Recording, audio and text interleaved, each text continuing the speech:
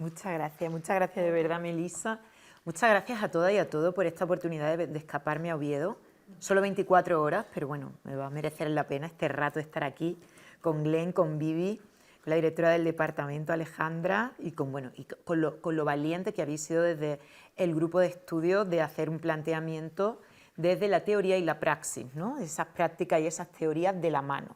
Algunas veces la academia se aleja demasiado de la realidad práctica, de las luchas sociales en la conquista de derechos y reivindicaciones y se embebe demasiado de la teoría. Así que estos espacios, estas vías de fuga de la academia que estáis representando vosotras aquí hoy, intentando bajar la teoría a la praxis o enlazar la teoría y la praxis, siempre es muy bienvenida porque creo que es como avanza el pensamiento crítico y cómo avanzan las luchas sociales, ¿no? La ILP que contaba, Vivi, está ocurriendo, es historia viva, está ocurriendo ahora, está ocurriendo justo ayer, y desde ahí hacer reflexión sobre la decolonialidad me parece que es como pueden avanzar estos procesos, ¿no? Así que gracias de verdad, siempre se dan las gracias, pero en esta ocasión es unas gracias sentidas, ¿no? Bueno, yo me llamo Pastora, yo voy a hablar brevemente, voy a hablar unos 20 minutos, nunca lo consigo, siempre hablo un poquito más, pero voy a intentar hablar 20 minutos sobre esto que me pedían las organizadoras de esta genealogía del pueblo gitano, es decir, ¿qué tiene que ver el pueblo gitano con esto de la decolonialidad? Voy a hablar un poquito menos que Vivi, pero porque después justo vamos a tener un taller sobre estas temáticas específicas, ¿no? Entonces, del antigitanismo vamos a ir bien servida hoy, además Melissa también va a hacer una intervención, así que si se me quedan cosas, después las iremos hilando y retomando. Bueno, a mí eso, antes de empezar, siempre me gusta hacer un poco de mirada situada y más precisamente en un espacio como este que está intentando hilar la praxis y la teoría, ¿no? Pues me gusta contar quién soy, de dónde vengo, mínimamente, para que mi posición o la aportación que yo voy a hacer a este debate o a este pensamiento decolonial desde una perspectiva gitana se entienda como algo que no es más que una aportación de una persona con una trayectoria concreta, ¿no? Muchas veces quien se sienta en el micro parece que tiene la verdad absoluta y no son más que aportaciones para que sigamos debatiendo, ¿no? Entonces, brevemente, yo me llamo Pastora, como ha dicho Melissa, vengo de Sevilla, soy nacida en Sevilla y aún vivo en Sevilla, aguanto como puedo, allí en la periferia de Europa, bueno, casi todas somos periferia de Europa ya, y me dedico, mi profesión es el ejercicio del derecho, soy abogada, pero bueno, intenté ejercer el derecho en la defensa de las cosas que me creía, ¿no? Sobre todo, principalmente, he sido abogada, soy abogada laboralista y sindicalista en la defensa del derecho de los trabajadores y las trabajadoras, sobre todo en los sectores más precarizados, que ahí sí o sí hay que hablar de cosas que ha hablado Vivi ya, de racialización y de migración, ¿no? Específicamente en los sectores del campo, del trabajo en el campo, del trabajo en el sector de cuidado, altamente feminizado y racializado, que creo que hay que pensar toda esta intersección de la que estamos hablando hoy, desde esta materialidad, de estas trabajadoras migrantes, y también el derecho a la igualdad de trato y no discriminación, que quizá os suene, ¿no? No soy jurista, pero sí que os suena, y tiene que ver con todo este trato desigual que se le da a la persona por lo que es, ¿no? En gran parte por las cuestiones de género y raza, ¿no? Mi especialidad es el tema de la discriminación racial y tengo una vinculación vital, profesional, política con la causa del pueblo gitano, porque la mitad de mi familia es gitana, ¿no? Y desde joven pues estoy implicada en el activismo gitano. Esta soy yo, a bote pronto, y desde esta experiencia de usar el derecho para estas causas es lo que voy a contar hoy. Hice el máster pero no me doctoré, así que no he hecho carrera académica, por eso me gusta decir que la experiencia que voy a contar viene de estas prácticas profesionales y políticas. La cuestión del pueblo gitano, ustedes no se sientan culpables si no saben absolutamente nada de la historia y la cultura del pueblo gitano, como decía la tía antes, no se sabe absolutamente nada, pero no se sientan ustedes culpables porque en ninguna parte de los currículums escolares, ni en primaria, ni secundaria, y rara vez en la universidad, salvo la buena voluntad de algunas profes que lo meten, no van a encontrar ustedes la historia y la cultura del pueblo gitano en los libros de texto, ¿no? Esto es así, en mi opinión, pretendidamente de ocultamiento, sobre todo de las causas de la situación del pueblo gitano hoy. Así que hoy mi aportación aquí es intentar que esto compense un poco y crearle a ustedes la inquietud de investigar a partir de ahora algo más sobre la situación del pueblo gitano. Bueno, lo mismo hay un montón de expertas, estoy dando yo por hecho que ustedes no saben, supongo que algunas sí sabrán. pero bueno, nunca está de más hacer este pensamiento y además desde una mirada decolonial, ¿no? No voy a situar la decolonialidad porque lo ha explicado magníficamente Vivi anteriormente. El pueblo, cuando yo escribí, pensé sobre estas cuestiones de contar la historia del pueblo gitano, yo quería hablarle a gente muy parecida a vosotras y a vosotros que estudiáis desde una perspectiva crítica o que estáis implicados en movimientos sociales o en disidencia política o que os consideráis feministas o que os consideráis ecologistas, gente que tiene esa inquietud de que las cosas no deberían ser como son y que algo podemos hacer para cambiarla, ¿no? Desde ese pensamiento crítico de ser crítico contra el sistema. Desde ese pensamiento se es crítico contra el sistema, sin embargo, la visión del pueblo gitano no se hace de manera crítica. Yo tengo muchas compañeras y muchos compañeros que no están para nada de acuerdo con esta desigualdad en la que se organiza el mundo, sin embargo entienden que la situación del pueblo gitano que se vive hoy no tiene nada que ver con estas injusticias sociales y este reparto injusto de la riqueza, el trabajo y los derechos, sino que la situación que vive el pueblo gitano tiene que ver porque son como son, ¿no? Tiene que ver por la propia idiosincrasia del pueblo gitano, por una especial forma de ser, estar, vivir y pensar el mundo que les ha llevado históricamente a vivir esa situación de marginalidad. Y que esa situación de marginalidad no tiene sus causas en razones políticas, económicas o sociales, ¿no? ¿Más o menos? ¿Sí? Mi aportación o mi intento de aportación es borrar esa falacia o esa mentira y intentar explicar la historia del pueblo gitano y sobre todo la situación actual del pueblo gitano, por eso Melissa decía el hoy, ¿no? Explicar lo que ocurre hoy desde una mirada histórica, qué ha pasado antes, porque las causas no pueden ser únicamente una idiosincrasia concreta de determinada población, porque eso son teorías que se parecen más a estas teorías genetistas y racistas de que hay gente que nace buena y mala, ¿no? Y la gente que estamos en el pensamiento crítico y creemos en la universalidad de los derechos humanos, precisamente lo que intentamos es hacer una crítica a eso de que hay gente buena y mala por naturaleza. Entonces yo intenté contar esa historia del pueblo gitano. ¿Ustedes saben algo? ¿Voy a hacer una historia que ya está aburrida? No, ¿no? El pueblo gitano, como decía la tía antes, lleva 600 años en el Estado español, que es mucho, y además llegaron por el norte, aunque parezca que llegaron por Andalucía, se entró por los Pirineos y posiblemente llegaran antes a esta tierra que a la mía. Son 600 años de convivencia. Dicen los estudios de la historia del pueblo gitano, tampoco hay grandes estudios de la historia del pueblo gitano, en la actualidad más, sobre todo cuando han empezado a haber historiadoras e historiadores gitanos, que proviene de una corriente migratoria que en algún momento, en torno al año 1000, salió del noreste de la India, del Punjab, de una región que ahora sería Pakistán o el norte de la India, y que se extendió hacia Europa y hacia Occidente, ¿no? Quedándose muchas de estas poblaciones, casi todos los países europeos hay población gitana. En la península ibérica, ahora Estado español, pero entonces solo era la península, aparecen las primeras poblaciones gitanas en torno al siglo XV. A principios del siglo XV así llega una primera corriente migratoria por los Pirineos y como a final del siglo otra corriente migratoria por el sur. Se creían provenientes de un lugar llamado Egipto Menor y de ahí egipciano y gitano. Al menos lo cuentan así, tendremos que creerlo, porque la historia no está escrita por sus propios protagonistas. Las poblaciones gitanas eran nómadas, vivían nómadas con profesiones que le permitían cierta autonomía, si no trabajaban en las tierras para otros, sino que se dedicaban principalmente a la artesanía, al trato, a la venta, al mercadeo, ¿no? Imaginaros el siglo XV y XVI en la península ibérica, esto no era tan raro como hoy, ¿no? Que existieran estos grupos nómadas. Pero lamentablemente muy pronto, pues estamos diciendo que entraron en torno al 1420, 30 o 1468 en Andalucía, muy pronto cambió la suerte del pueblo gitano y comenzó una persecución en 1499, donde los reyes católicos dictan esa primera pragmática de persecución a la población gitana por lo que son, no por lo que hay, no por los delitos que cometan, sino por su propia identidad étnico-racial, cultural y también por sus formas de vida, sus formas económicas y sus formas de organización social. ¿Esto os suena? Más o menos, ¿no? A partir de 1499 hay toda una legislación durante 500 años de persecución que busca la extinción, el genocidio, el etnicidio del pueblo gitano.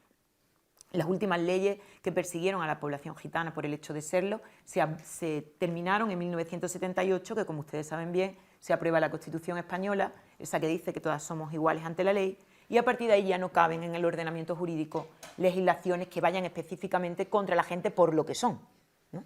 La gente se le castiga cuando comete algo que no se debe cometer, pero no por el hecho de cómo se viste, cómo habla o cómo vive, ¿no? Al menos en la ley acabó esta persecución en 1978.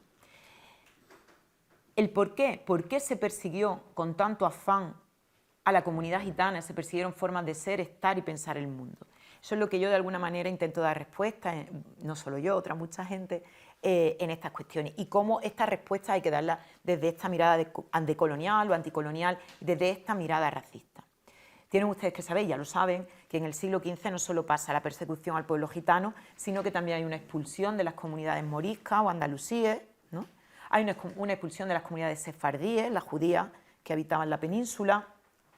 Hay un proceso de homogenización cultural y racial de la península, que después constituiría la identidad nacional española cuando ya se constituye la nación española. Esto es importante porque hay que entender esta persecución cultural y este racismo de Estado que perdura hasta hoy. Desde entonces, ser español es ser blanco y católico, y casi nadie lo duda en el imaginario. En el siglo XV no era así, aquí habitaban diferentes etnicidades, diferentes religiones, diferentes culturas, ¿no? A día de hoy, lo nacional es blanco católico. Y esto es importante porque el racismo que vivimos hoy, es de lo que estamos tratando en gran parte en esta jornada, tiene raíces muy hondas en la historia. Si gran parte de la política de extranjería y de toda la subjetividad que la sostiene, esa inferiorización de lo que no es lo blanco católico, toda esa islamofobia, todo ese racismo antinegro, y por supuesto el antigitanismo que aún sigue, tiene profundas raíces. Y creo que esto es importante saberlo para poder poner las soluciones sobre la mesa, porque parece que únicamente el racismo es una cuestión de actitud personal, no es que tú tienes que aceptar a las personas nigerianas. Sí, es bueno que tú aceptes a las personas nigerianas, pero hay más allá de la tolerancia, hay profundas raíces históricas, estructurales y sociales que también hay que abordar, sobre todo hay que poner soluciones, políticas públicas, ¿no? Políticas educativas sobre la mesa. Por eso creo que es importante que hagamos una mirada de la construcción del racismo más profunda. A la población gitana se le persigue porque no cumple ese ideal blanco, católico, principalmente. Pero también se le persiguió por otra cosa, que creo que esa es la aportación que yo humildemente he intentado hacer en este debate, y se le persiguió porque, voy a decir la frase así, después lo explico un poco, porque no acataron el destino económico y laboral que les tocaba en una ordenación de la economía. Y me explico. Ustedes saben que la ordenación económica, los sectores laborales peor pagados y peor reconocidos, esos trabajos que nadie quiere hacer, siempre se reserva a las personas que tienen menor capacidad de elegir. Y en un mundo racista y patriarcal suelen ser las mujeres no blancas, las que tienen menos capacidad de elección. No voy a ahondar mucho en este marco teórico porque bueno, ya tendremos más oportunidades, pero hay gente a la que le toca hacer el trabajo que nadie quiere. Si ustedes miran hoy el campo, ¿quién trabaja en el campo? Más del 90% de los trabajadores del campo son personas migrantes o personas racializadas. Si ustedes miran quién trabaja de interna en una casa, porque lamentablemente a día de hoy todavía existe en el Estado español el trabajo de interna, ¿saben lo que es el trabajo doméstico interna? Que duermes en la casa donde trabajas, que los relatos son muy duros porque todas estas trabajadoras lo que dicen es que no diferencian su vida del trabajo, todo es uno. Quien hace estos trabajos suelen ser personas racializadas y especialmente mujeres racializadas, ¿no? Esa interseccionalidad que hablaba Vivi, que es un concepto que a pesar de venir de las luchas de las mujeres afroamericanas está bastante academizado, institucionalizado, pero yo siempre gasto la broma de interseccionalidad, sabe sobre todo la patronal, ¿no? De buscar esos cuerpos baratos donde se entrecruzan las cuestiones de la raza y el género para escogerlas para esos trabajos que nadie quiere, ¿no? A la población gitana históricamente le tocaba hacer este trabajo que nadie quería. Si ustedes revisan todas esas leyes, que espero que no, son bastante duras, el mandato continuo del legislador durante 500 años es que dejen sus oficios, que como digo eran oficios que le permitían cierta autonomía económica, que dejen sus oficios y trabajen la tierra. So pena, bueno, las penas son durísimas, so pena de algo que estaba diciendo la tía antes, de trabajo forzoso en las minas o en las galeras del rey, de remero. Imaginaros todo el comercio del Mediterráneo, todos esos barcos, no había motor, era gente remando. Siglo XVI, XVII. ¿Quién remaba? Las chusmas. Además se dice así, la chusma. A la población gitana en gran parte le tocaba remar en los barcos, el trabajo en las minas y el campo. La historia del pueblo gitano es la historia del desafío a este mandato, es decir, no acatamos lo que nos mandan, nos intentamos escapar con muchas estrategias de mantener los grupos juntos, estrategias culturales, de escaparse a ese destino económico. Esa ordenación de la economía donde a las poblaciones racializadas le toca lo peor. La historia realmente es ese pulso entre la resistencia de la población gitana y los poderes económicos y políticos intentando someter o doblegar a la población gitana con trabajo forzoso, encierro, tortura y muerte, ¿no? Expulsión y muerte. Bien, vamos bien de tiempo, de todo. Ya he hablado muchísimo más de lo que he dicho, ¿no? No, todavía no. Más bien. Ya voy a cierro un poco. La represión llegó a tal punto que en 1749 se decreta la prisión para toda la población gitana del país, independientemente del oficio que tuviera, independientemente de cómo vivieran. Todas las personas gitanas, por el hecho de ser gitanas, fueron apresadas, se separaron a los hombres con los niños mayores de 7 años, o sea, a las mujeres le quitan los hijos mayores de 7 años varones, se encierran por un lado a los hombres y a los niños, los que estuvieran en edad de remar o de trabajar, pues trabajo forzoso, y a las mujeres también trabajo forzoso en los telares, que creo que también, ¿quién lo ha comentado? Tú, antes. Eso pasa en 1749, no es tanto tiempo. La memoria gitana sigue esto presente. De hecho, hay muchas letras del flamenco que todavía refieren este episodio de la persecución a la población gitana. Con todo esto que estoy contando, todas estas penas, creo que es importante para entender el hoy. Toda esta legislación, toda esta violencia, todo este castigo institucional se pudo hacer porque había un discurso que sostenía que era necesario. Se crea toda esa subjetividad racista, antigitana, donde el gitano representa eso que no se debe ser, algo peligroso, parasitario, algo que domar, algo que domesticar, algo que es malo para el bien común y que por tanto merece la persecución y el castigo, ¿no? Se necesita una gran connivencia social, que se diría, es decir, se necesita que mucha gente esté de acuerdo en la persecución para sostenerla durante tanto tiempo, ¿no?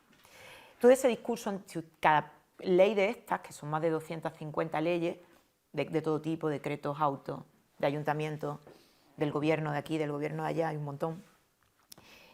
Todas estas leyes siempre tienen sus preámbulos y su justificación de motivo, igual que hoy, ¿no? Si ustedes leen justificaciones de motivo del siglo XVI, XVII, XVIII, van a ver que es el mismo discurso que se puede dar hoy en día sobre los estereotipos de la población gitana, ¿no? El barbarismo, la peligrosidad, el parasitismo, ¿no? No se quieren integrar. Todo esto, afortunadamente, como digo, desde 1978 no hay leyes antigitanas específicas, pero sí este imaginario queda, ¿no? Queda como justificación de la situación del pueblo gitano hoy. Gran parte de la población gitana hoy vive en situaciones de pobreza y exclusión. No hay un censo de la población gitana porque ya no se puede, afortunadamente casi, pero se calcula que hay más de 600.000 personas gitanas en el Estado y que una parte importante vive en situaciones de pobreza y exclusión. No es justo decir que todas, pero sí una parte importante. Se padece segregación escolar, es decir, hay coles específicos de niños gitanos y de niños migrantes, en los peores coles, con las peores atenciones. Hay barrios segregados, hay una persecución policial por perfil étnico-racial, hay muchísima más posibilidad que te identifique la policía aleatoriamente cuando eres una persona racializada o una persona gitana que cuando eres una persona blanca. En fin, se vive una serie de discriminaciones estructurales y continuas, ¿no? Siempre en los barrios donde viven los gitanos, que actualmente también comparten el destino con la población migrante, es donde menos va el servicio de limpieza municipal, ¿no? Es como, o donde los centros sanitarios tienen una ratio más alta, o donde los coles tienen menos asistencia. Esto por eso es institucionalizado, estructural, porque no es solamente que a ti no te gusten los gitanos, que puede estar mejor o peor que a alguien no le guste un gitano, sino que hay toda una serie de decisiones políticas, económicas, culturales, administrativas, que se repiten cada día y que sostienen una situación de desigualdad. El discurso, siempre alguien tiene en este modelo de ordenación de la riqueza y el trabajo desigual en el que vivimos, donde a todo el mundo no le toca el mismo trozo de la tarta, donde eso del esfuerzo no es real, porque hay gente que se esfuerza mucho pero tiene techo, donde el género, la raza, el cuerpo que habita y el territorio donde has nacido marca qué trozo de la tarta te toca, ¿no? Este sistema profundamente desigual necesita continuamente una justificación que explique el por qué hay gente que le toca menos trozo de la tarta, que explique por qué hay gente que ocupa esos lugares de segregación. El racismo es ese discurso que sostiene y justifica cada día que haya gente que no pueda acceder a la vida digna en igualdad de condiciones. El antigitanismo sigue siendo muy útil para poder justificar que toda esa gente que vive en ese barrio tan malamente vive así porque son como son y no quieren integrarse, no hacen las cosas bien, no piensan, ni sienten, ni se esfuerzan, ni se comportan como deben de comportarse para poder ser sujetos de pleno derecho, ¿no? El racismo opera así, ¿no? La mirada colonial opera así. Siempre los países más pobres son los que se perciben, es que como votan mal, es que como sus gobiernos son corruptos y ellos lo permiten, es que como no se esfuerzan lo suficiente porque hay que ver qué lentos son en Marruecos, ¿no? Siempre ese relato también se perciben más patriarcales y machistas, que esto es otro gran debate, ¿no? Siempre los pobres y las comunidades más empobrecidas son las que se perciben desde el imaginario hegemónico como las más machistas, atrasadas, primitivas, bárbaras, ¿no? Con más tarea pendiente de desarrollarse. Todo esto, desde un pensamiento crítico, hay que ponerlo en cuestión y debate. No voy a entrar en grandes debates porque no voy a hablar más, además ahora va a hablar un poquito Melissa. Pero la mirada crítica sirve para esto, para todos estos relatos que están sosteniendo situaciones materiales de muchísima injusticia, sobre todo en base a la raza, a la colonialidad y al género, poderlo poner en cuestión. ¿Es verdad todo lo que me cuentan? Porque qué bien vienen estos discursos para poder justificar tanta desigualdad y tanta exclusión. Yo no voy a profundizar mucho más porque ya me comió el tiempo. Dime. Sí, dale. Tú di la gran enredada, que fue en Granada, eso es un deber de... La gran redada es esta prisión general para los gitanos que he contado que ocurrió en 1749, que fue, yo creo que es el máximo exponente de genocidio. Y sigue hoy. O sea, gran parte, o sea, las consecuencias perduran a día de hoy. Gran parte de la desconfianza que la población gitana tiene en las instituciones payas, no solo la escuela, sino si son víctimas de una agresión, es más difícil que vayan a una comisaría a denunciar, ¿no? Los delitos de odio, yo soy abogada de este tipo de asuntos y una de nuestras partes, hay que denunciar las cosas que ocurren, no te puedes quedar callado, no te puedes quedar callado, ¿no? Tenemos las campañas, y es muy difícil porque hay una gran desconfianza a las instituciones payas. Esto hay que abordarlo, pero hay que abordarlo entendiendo de dónde viene esa desconfianza. Porque si decimos es que como son así de desconfiados, pues nos vamos a poner la solución adecuada. Hay que entender esa desconfianza. Y episodios como este, bueno, son muchos y no he contado ni la mitad de lo que ha sido la violencia estructural durante 500 años, ¿no? No me gusta hacer eso de leer las penas y demás, pero con muchísima violencia. Castigo a Rema 8 años en las galeras del rey, pues ya se podrán ustedes imaginar lo que es eso en la práctica, ¿no? O separar a las madres de los niños mayores de 7 años, eso está y expropiar toda la riqueza de la familia, eso queda en un imaginario. ¿Y a las mujeres dónde las llevaban? A los telares, a las cárceles de mujeres que se inventan. Hubo una en Zaragoza muy famosa. A las mansiones de los ricos que se quedaban con ellas. A tejer, o sea, trabajos forzados para la industria textil. Bueno, trabajo forzoso. Y aquellos no trabajaban en lo que quería el poder económico, pues lo ponían a trabajar en lo que... Y otra cosa más, que los señores si se van a hacer una prueba, la mitad tienen algo de gitano. Porque ha sido tan grande la mezcla que ha habido aquí, que es una realidad de la vida. Claro, son procesos de etnicidio muy comunes a los que pasan también en Latinoamérica.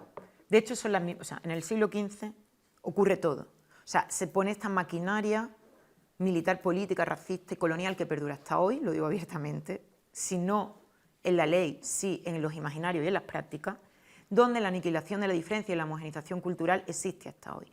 Y se experimenta aquí con la población morisca andalusí, se experimenta con la población sefardí, con la población gitana y se exporta ese mismo modelo de jerarquización racial al otro lado del Atlántico, también en ese intento de limpieza étnica o de colonización, ¿no? O sea, no son cosas que ocurren separadas, por eso es tan necesario que estos pensamientos se hagan conjuntamente, porque el enemigo nos une. O sea, esta cosa monstruosa que es el racismo, la colonialidad, explica muchos de los fenómenos que a día de hoy todavía está haciendo la vida imposible o le está dificultando el acceso a la vida digna a muchísimos millones de personas en el mundo, ¿no? Porque no son desarrollados del todo dentro de este paradigma blanco y colonial, ¿no? Bueno, yo lo dejo por aquí, que me he comido más tiempo del que quería, como siempre, y bueno, seguimos el debate. Muchas gracias.